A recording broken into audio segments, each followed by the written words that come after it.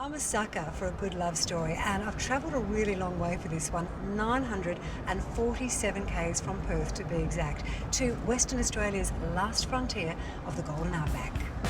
Okay, if you're a four-wheel drive enthusiast, it's more likely you identify Wiluna as the start of the world's toughest off-road trek, the Canning Stock Route, a 2,000-kilometre red dirt marathon from here up to Halls Creek in our state's northwest. Every day, more than 100 cars fill up their tanks and top up supplies before setting off. But this place is more than the start of a journey.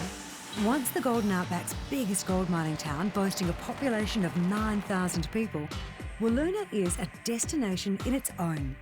And that love story? Well, that is a great place to start. There's a touch of Romeo and Juliet about these two, Worry and Yatunga. Forbidden by families and culture to marry, they fled out into the Western Desert and they lived there for nearly half a century. Now, they are the last of the Australian nomads. When Worried set out a search party for them in 1977, they were the last two Australian Aboriginals living a traditional hunter-gatherer lifestyle. The story is great and it's best told by the locals. And for that, I've been told to head for the oldest building in town. This used to be Wiluna's maternity hospital. Today, it's bringing local Indigenous culture to life.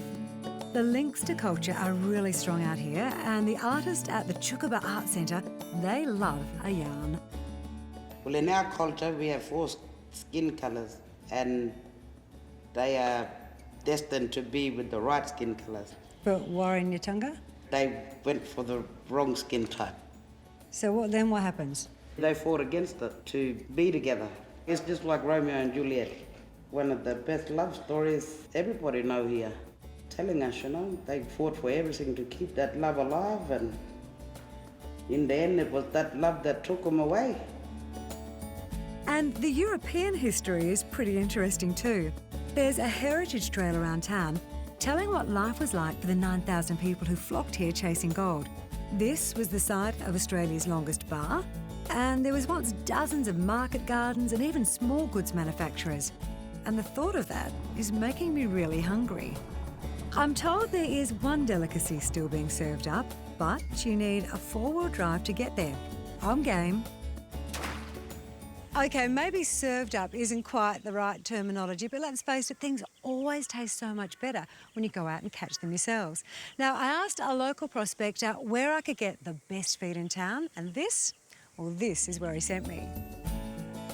Surrounded by ancient river gum trees, this is North Pool, a beautiful waterhole about 20 k's outside of Wiluna. Now, I've been lucky to get some help with catching lunch. Nye and Montgomery are giving me a hand. Okay, now what you got? Yeah, we got one. Whoa, we certainly have got one. We got a couple. Hey, Nye, Wiluna's definitely worth the drive, mate, isn't it? Yeah, it is. Because we like eating yabbies. We love eating yabbies. Hey, I've got to get him out.